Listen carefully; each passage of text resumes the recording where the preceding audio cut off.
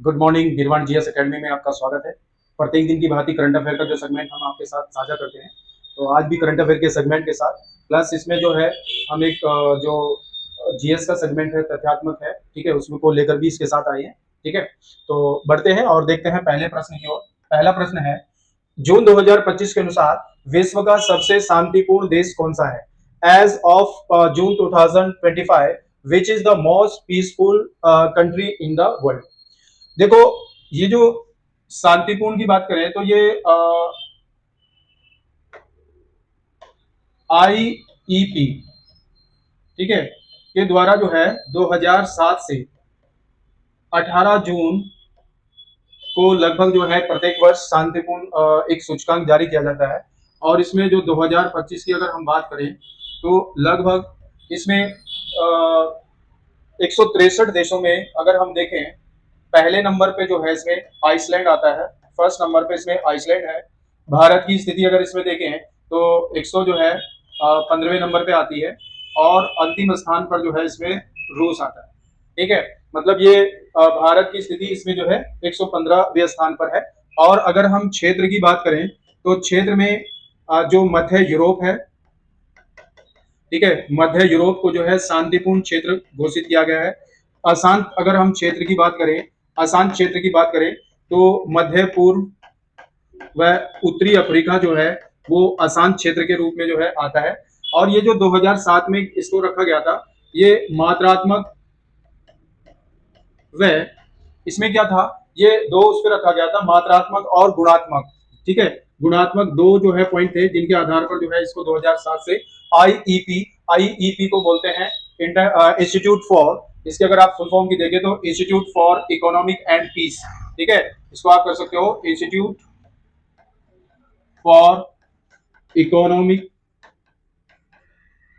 And peace. ठीक है, world peace. तो इसमें नंबर 1 जो है क्या है, आइसलैंड। नेक्स्ट देखते हैं, संयुक्त राष्ट्र पर्यावरण कार्यक्रम के वित्त पहल के तहत ग्लोबल सस्टेनेबल बोर्ड के अध्यक्ष बनने वाली भारतीय मूल की जो पहली महिला है वो कौन है? Who was the first woman of Indian origin to become chair of global sustainable board under the United Nations, जो यूनाइटेड नेशनल इन्वायरमेंट प्रोग्राम है फाइनेंस इंस्टीट्यूट के द्वारा जो है, इसमें जो है अमिता चौधरी को जो है अभी हाल ही में पहली जो है महिला अध्यक्ष बनने का जो है गौरव प्राप्त हुआ है। और ये भारत के लिए जो है बड़े ही गौरव की बात है कि इस तरह से इस इतने बड़े पद पर, और जो यूनाइटेड नेशन के अधीन जो है ये पद होता है, तो इसमें जो है भारतीय की नियुक्ति हुई है। नेक्स्ट देखते हैं, विश्व प्रेस स्वतंत्रता सूचकांक में 180 देशों में भारत की स्थिति किस स्थान पर है? What is India rank among 180 country in the world press freedom index? ठीक है, जो प्रेस फ्रीडम इंडेक्स है, पीएफआई, ठीक है, इसमें भारत, और अगर हम पहले स्थान पे देखें तो इसमें पहले स्थान पे नॉर्वे आता है। ठीक है, भारत 151 पे आता है और अंतिम स्थान पर इसमें इरिट्रिया आता है। कौन आता है?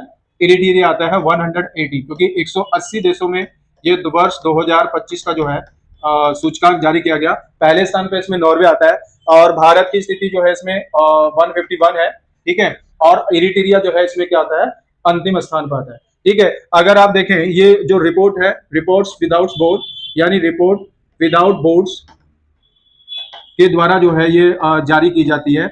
और प्रेस की अगर दृष्टि से देखें हम, तो प्रेस की दृष्टि से क्या है कि वर्ष जो 2025 है वो सबसे जो है खराब जो है माना, सबसे खराब माना जा रहा है। ठीक है, नेक्स्ट देखते हैं, विश्व का जो सबसे बड़ा हवाई अड्डा है वो किस देश में स्थित है? In which country the world largest airport located? इसमें जैसे भारत है, अमेरिका है, सऊदी अरब है, संयुक्त अरब अमीरात है। तो जो सऊदी अरब में है, ठीक है, सऊदी अरब का जो हवाई अड्डा है वो सबसे बड़ा है, सबसे बड़ा हवाई अड्डा है। लगभग 301 वर्ग मील में जो है ये निर्माणाधीन कहिएगा या बन रहा है, और वहां के किंग के नाम पर जो है इसको बनाया जा रहा है। ठीक है, अगर हम भारत की बात करें तो जो नोएडा इंटरनेशनल एयरपोर्ट है जेवर में, वो भारत का जो है सबसे बड़ा एयरपोर्ट। ठीक है, ठीक है, सबसे ऊंचे की अगर बात करें तो सबसे ऊंचा जो एयरपोर्ट है, सबसे ऊंचा जो एयरपोर्ट है वो चीन में जो है बना है। ठीक है, नेक्स्ट देखते हैं, भारत का सबसे बड़ा ग्रीनफील्ड हवाई अड्डा किस राज्य में प्रस्तावित है? In which Indian state the country largest greenfield airport? ये उत्तर प्रदेश, Bihar, Maharashtra, Rajasthan.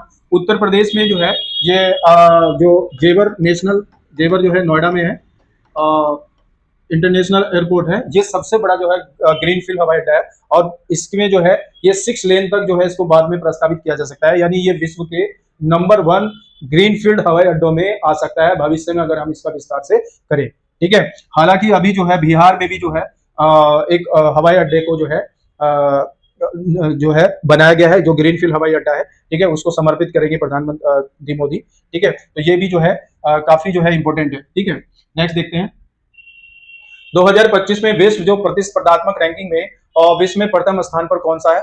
Which country rank first in 2025 global competitive ranking? जैसे इसमें ऑप्शन है स्विट्जरलैंड है, सिंगापुर है, नॉर्वे है, हांगकांग है। तो जो स्विट्जरलैंड है 2025 के अनुसार वो बेसिकली क्या है, पहले स्थान पर है। सिंगापुर जो है इसमें किस स्थान पर है? दूसरे स्थान पर। अगर हम भारत की स्थिति देखें, भारत जो है बेसिकली इसमें 41वीं रैंक के साथ जो है बना है। ठीक है, 41वीं रैंक के साथ जो है भारत इसमें स्थान अपना रखता है।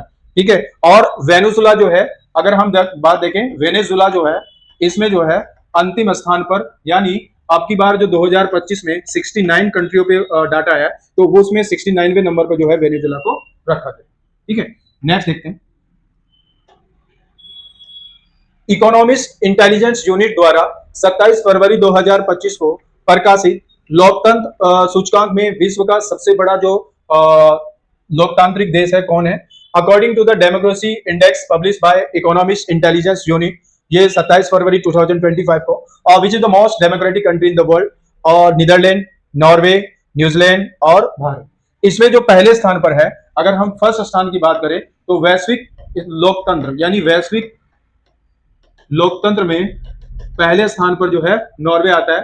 ठीक है, भारत की बात करें, भारत इसमें 41वें नंबर पर आता है लोकतंत्र सूचकांक में। ठीक है, नंबर 67वें स्थान पर, ये 67वें 2025 में लगभग 67 देशों पे किया गया, इसमें अंतिम स्थान पर जो है अफगानिस्तान को रखा है, अफगानिस्तान को रखा गया है। तो नॉर्वे इसमें क्या आता है? पहले स्थान। विश्व में सबसे ज्यादा जो सैन्य खर्च है वो किस देश के द्वारा किया जाता है? और which country spend the most on military expenditure in the world? जैसे ऑप्शन है चीन है, भारत है, रूस है, अमेरिका। तो अगर मैं बात करूं, सबसे ज्यादा जो है अमेरिका जो है सबसे ज्यादा खर्च करता है, उसके बाद चीन आता है, उसके बाद रूस आता है, उसके बाद जो है भारत 4th नंबर पे आता है। इनपे अगर हम देखें तो 895 अरब डॉलर के साथ जो अमेरिका है नंबर 1 खर्च करता है। चीन जो है 266 अरब डॉलर के साथ दूसरे नंबर पर है। ठीक है, रूस तीसरे नंबर पे है, ये लगभग जो है 126 अरब डॉलर का जो है खर्च इन्वेस्ट करता है। ठीक है, और अगर हम भारत की बात करें तो भारत जो है विश्व में 4थे स्थान पर है, 4th नंबर पे है, और यहाँ लगभग 75 अरब डॉलर जो है इस पर खर्च किया जाता है। तो इसमें जो है अमेरिका नंबर 1 बनता है। नेक्स्ट देखें, विश्व का सबसे बड़ा जो सौर ऊर्जा पार्क है वो कहाँ निर्माणाधीन है? Where is the world largest solar energy park being constructed? World का अगर आप देखें तो ये भारत में है, और भारत में जो है गुजरात में जो है ये निर्माणाधीन है। विश्व का सबसे बड़ा सोलर पावर है। ये क्या है? ये सोलर के साथ साथ जो है ये पवन ऊर्जा से भी जो है संलग्न है, और इसमें लगभग 30 गीगावाट जो है एनर्जी का जो है क्या होगा, मतलब एक बनेगी, इसमें कंस्ट्रक्टेड होगी। ठीक है, तो ये इंडिया में। नेक्स्ट देखें, भ्रूण के मस्तिष्क की सर्वाधिक जो विस्तृत और उच्च विभेदन क्षमता वाली 3D जो छवियां हैं जारी करने वाला विश्व का पहला जो शोध संस्थान है उसका क्या नाम है? Which research institutes become the world first to release the most detailed and high resolution 3D images of fetal brain? ये जैसे धरणी है, रोगाणुरोधी प्रतिरोध है, और ट्रेकोमा है, अर्नाला है। तो इसमें जो है जो धरणी है ये मतलब 3D छवियों के साथ जो है पहला विश्व का ऐसा शोध संस्थान है जो बेसिकली क्या करेगा, वो 3D जो है इमेजेस देगा। ठीक है, और ये एक बड़ी ही उपलब्धि जो है साइंस के क्षेत्र में भारत में की गई है। ठीक है, ट्रेकोमा एक जो है आइज की डिजीज है जिसको जो है ट्रोकोमा ट्रीट किया गया इंडिया को अभी हाल ही में। ठीक है, तो ये इस तरह से करंट अफेयर का एक सेगमेंट था। उसके बाद जो है प्रत्येक दिन की भांति जैसे हम जो ट्रेडिशनल पोर्शन में जैसे आज हमारे पास जो है पाल वंश है और दूसरा जो है सेन वंश है। ठीक है, पाल वंश की अगर हम बात करें तो पाल वंश के जो संस्थापक हैं वो गोपाल हैं। ये कौन है इसके? ये इसके संस्थापक हैं, और राजधानी जो है इन्होंने जो है इसको मुंगेर को जो है स्थापित की। ठीक है, अब जो पाल वंश के अन्य शासकों में अगर हम करें जो महत्वपूर्ण है, जैसे धर्मपाल है, इन्होंने जो है विक्रमशिला विश्वविद्यालय, विक्रमशिला विश्वविद्यालय, ठीक है, ये प्रश्न काफी पूछा जाता है, इसका निर्माण किया। इसी में इन्होंने जो है ओदंतपुरी, एक ओदंतपुरी जो है बिहार का भी जो है निर्माण धर्मपाल के द्वारा किया गया। और धर्मपाल ऐसे पहले शासक थे जिन्होंने जो है त्रिदलीय संघर्ष में सबसे शुरू में हिस्सा लिया था। उसके बाद जो है पाल वंश में देवपाल आता है, ठीक है। इन्होंने जो है बाल पुत्र देव जो के उसमें, या ये कहिएगा 5 ग्राम जो है इन्होंने बौद्ध मठ के लिए 5 ग्राम जो है दान दिए थे बौद्ध मठ के लिए, ठीक है। तो ये पाल वंश के बारे में इतिहास है, ठीक है। इस उसके बाद अगर आप देखो सेन वंश आता है, ये भी पाल वंश के समकालीन ही है। और सेन वंश की अगर हम बात करें तो जो सामंत सेन है, ठीक है, सामंत सेन को जो है ये संस्थापक माना जाता है इसका। इन्होंने जो है लखनौती को अपनी राजधानी बनाया था, ठीक है। इसी के एक शासक थे बल्लाल सेन, उन्होंने जो है अद्भुत सागर और दान सागर, ठीक है, दान सागर, ये दो जो है बड़े उपन्यासों का जो है एक किस्म से लिखा था बल्लाल सेन का, ये काफी पूछा जाता है। उसी के समय एक लक्ष्मण सेन भी, और लक्ष्मण सेन में जो है इनके समय जो है गीत गोविंद, ठीक है, के लेखक जो है जयदेव, और पवन दूत के लेखक होई जो है, मतलब इनके दरबार में जो है लक्ष्मण सेन के दरबार में जो सेन वंश का था इसमें रहते थे, ठीक है। तो और अगर आप देखें सेन वंश जो है प्रथम राजवंश था, प्रथम राजवंश जिसने सबसे पहले हिंदी का जो है हिंदी में अभिलेख या शिलालेख जो है शिलालेखों का निर्माण किया था। अभिलेख जो है हिंदी में सबसे पहले लिखे। तो ये बाल वंश है और ये सेन वंश है। नेक्स्ट देखते हैं। नेक्स्ट जो है ये ज्योग्राफी से संबंधित है और इसमें आता है तापमान में विषमता के कारण। वो तापमान में जो विषमता के कारण है वो बेसिकली किसके कारण होते हैं? विषमता का मतलब है कि टेम्परेचर में जो एक फ्लक्चुएट होता है, यानी किस स्थिति के कारण जो है हमारे तापमान में देखा जाता है, या किस एंगल पे जाके जो है तापमान क्या होता है, डिफरेंशिएट आता है।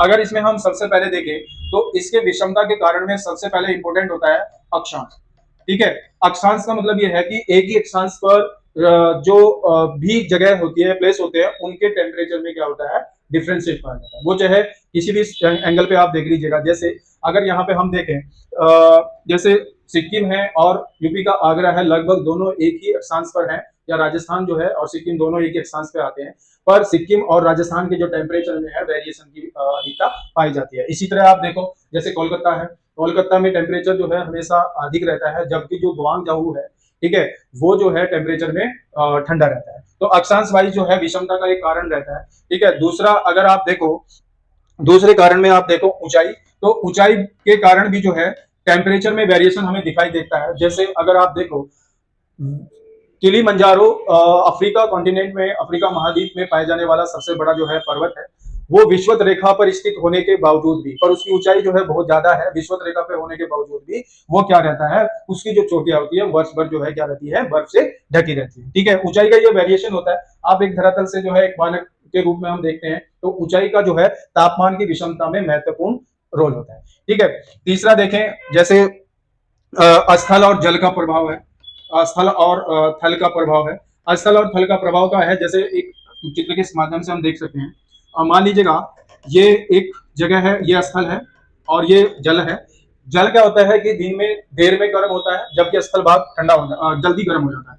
तो यहाँ क्या हो जाता है कि लो प्रेशर जल्दी हो जाएगा, गर्म होने से क्या होगा, लो प्रेशर होगा, और यहाँ ठंडा रहेगा तो यहाँ क्या रहेगा, हाई प्रेशर रहेगा। तो दिन में क्या होता है कि यहाँ से हाई प्रेशर से लो प्रेशर की ओर जो है विंड चलती है, ठीक है। इसी तरह रात में क्या हो जाता है, जस्ट इसका रिवर्स हो जाता है, ठीक है। ये स्थल भाग जो है जल्दी ठंडा हो जाता है, तो यहाँ हाई प्रेशर हो जाता है, ठीक है। और ये जल भाग जो है पूरे दिन की गर्मी के बाद जो क्या रहता है, ये गर्म रहता है, तो यहाँ क्या हो जाता है, लो प्रेशर हो जाता है। तो दिन रात के समय जो है स्थल भाग से जो है समुद्र की ओर जो है क्या चलती है, हवाएं चलती हैं, तो इसको स्थल समीर और उसको समुद्र समीर के रूप में देखते हैं। मतलब ये भी एक विषमता के, तापमान की विषमता में महत्वपूर्ण रोल करते हैं, ठीक है। आगे अगर हम देखें जैसे जो प्रचलित पवने हैं, अब प्रचलित पवने भी क्या होती हैं, वे एक स्थान विशेष की जलवायु को जो है बड़ी मात्रा में प्रभावित करते हैं।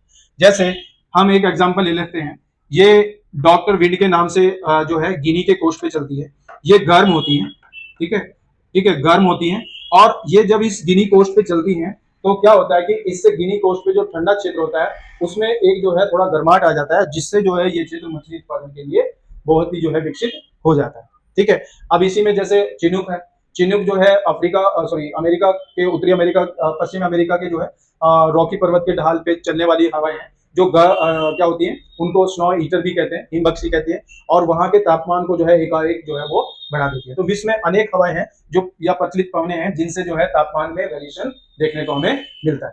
ठीक है, उसी कड़ी में अगर हम देखें, जैसे समुद्री लहरें हैं, या इनको कहिएगा धाराएं हैं, ये भी क्या है, ये भी क्षेत्र विशेष की जलवायु को प्रभावित करते हैं, और इन्हीं समुद्री धाराओं की वजह से विश्व में जो मरुस्थल का निर्माण होता है, कहीं ना कहीं इन धाराओं का भी जो है महत्वपूर्ण योगदान होता है। अब इन धाराओं में आप देखें, जैसे गल्फ स्ट्रीम है, गल्फ स्ट्रीम क्या है, वो बहुत ही तीव्र और उष्ण जो है चलने वाली धारा है। ठीक है, सबसे ज्यादा जो है तीव्र गति से चलने वाली, और ये धारा जो है आगे चल के नॉर्वे और इर्मिंगर और की धाराओं में बढ़ जाती है, जो रूस के ठंडे इलाकों में पहुंचकर जो है क्या करती है, क्षेत्र विशेष को आसान या आरामदायक जो है बना देती है। ठीक है, और अगर हम देखें ऑस्ट्रेलिया के पश्चिमी तट पर चलने वाली जो है ठंडी धाराएं हैं, जिनसे जो है मरुस्थल का निर्माण होता है, जैसे बेंगुला जलधारा है। ठीक है, जैसे बेंगुला ब्राजील की जलधारा है, जैसे पेरू या हम्बोल्ट की जलधारा है। तो इनसे भी जो है क्या होता है, टेम्परेचर यानी तापमान की विषमता में जो है इनका महत्वपूर्ण रोल होता है। ठीक है, और है जैसे ये जो जल धाराएं हैं, जैसे जो विषुवत रेखा से ध्रुवों की ओर चलती हैं, वो बेसिकली गर्म होती हैं, और जो धाराएं ध्रुवों से विषुवत रेखा की ओर चलती हैं, वो धाराएं जो क्या होती हैं, ठंडा होती है। तो ये भी कहीं ना कहीं तापमान की विषमता में महत्वपूर्ण रोल प्ले करती है। ठीक है, तो इसमें अक्षांश है, ऊंचाई है, स्थल और थल का है, जैसे प्रचलित पवनें या समुद्री धाराएं। तो ये सभी जो कारक हैं, ये तापमान में विषमता के प्रमुख कारण में आते हैं। अच्छा, नेक्स्ट, तो इस प्रकार से ये जो है इन प्रश्नों को या इन चीजों को आप निर्माण जीएस एकेडमी जो टेलीग्राम ग्रुप है उसको ज्वाइन कर सकते हैं, और इनको वहां से आप ले सकते हैं, हमारे ऐप से भी जो है इसको प्राप्त कर सकते हैं। आशा करता हूँ आप लोगों को ये सेगमेंट अच्छा लगा होगा। मिलते हैं फिर नेक्स्ट सेगमेंट के साथ। धन्यवाद।